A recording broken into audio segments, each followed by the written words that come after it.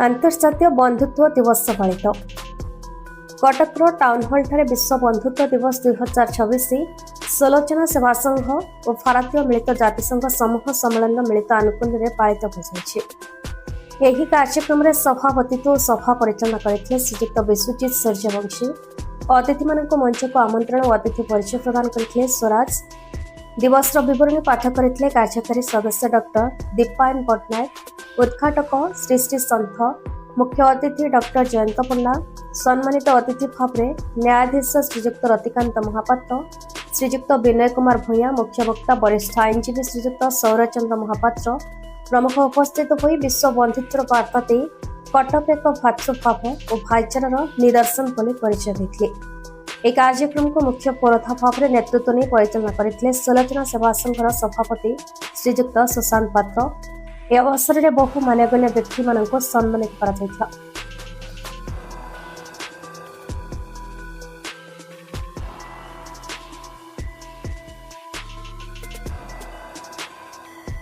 Cuttack town hall ठारे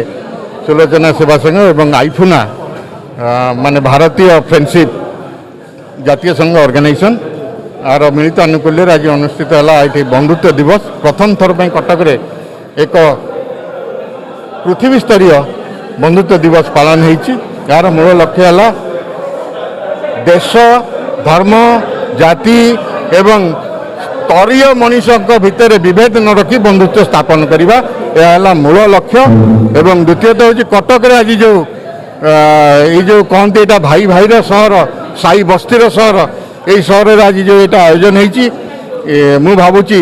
उचित जगार उचित पदक्षेप निया फाउंडर बंधुत्व दिवस रे समस्त को प्रथम तो हार्दिक अभिनंदन शुभेच्छा। समस्त महाप्रभु जगन्नाथ मंगल करंतु समस्त को खुशी रे शांति रखु। आज ये जो बंधु मिलन ये कराई बंधुत्व विश्व बंधुत्व दिवस रे आमे गोटे वार्ता देवाई चाहूँ समग्र कटकवासी को प्रथम तो आम वार्ता देवा कहीं आम कटक माटी सब बेले गोटे कथा कुआ माटी कहीं एठू सब